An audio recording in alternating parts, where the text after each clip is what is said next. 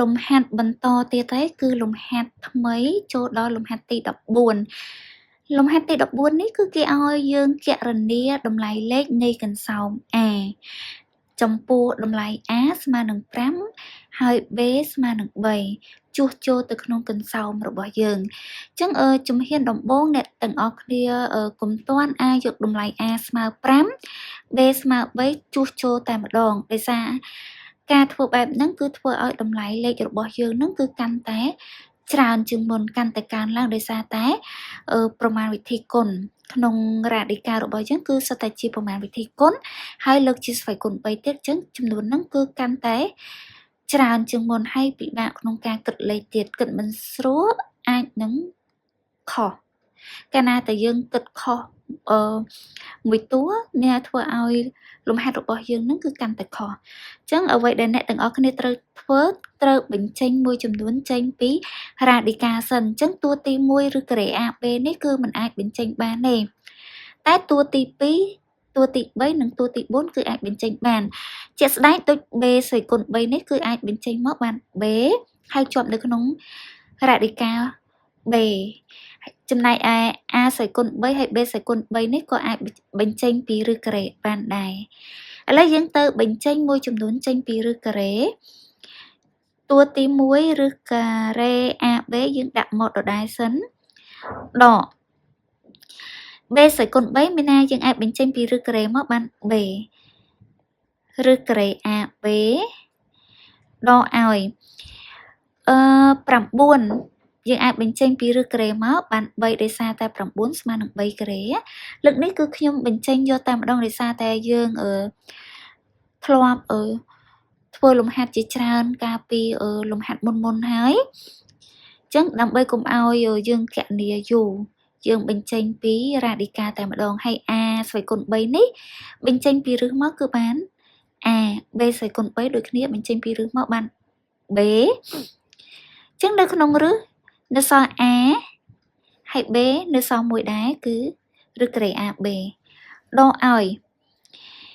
ឫសការ៉េ A ស្វ័យគុណ3នេះបញ្ចេញពីឫសការ៉េគឺបាន A ឫសការ៉េ AB បន្ទាប់មកទៀតអ្នកទាំងអស់គ្នាសង្កេតមើល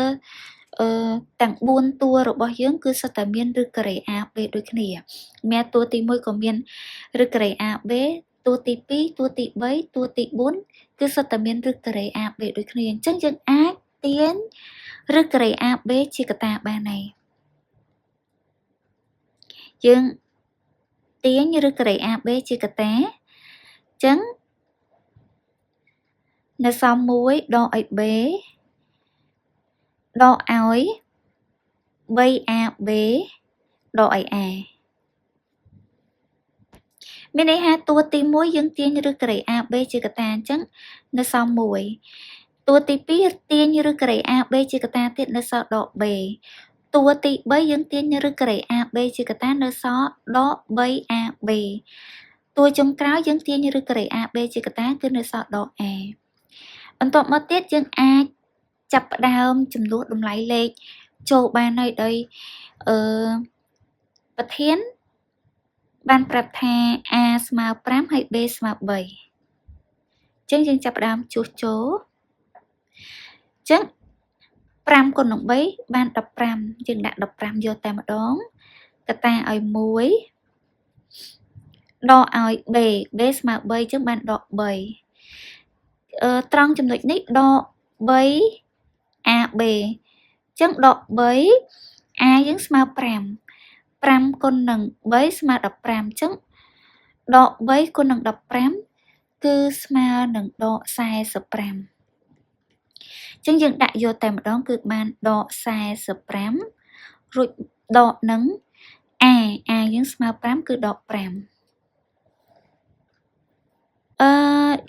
ដក45ដក5គឺបានដក50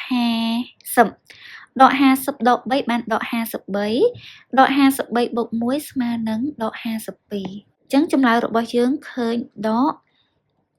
52ឬការ៉េ15ជួបគ្នានៅវីដេអូក្រោយចូលទៅដល់លំហាត់ទី15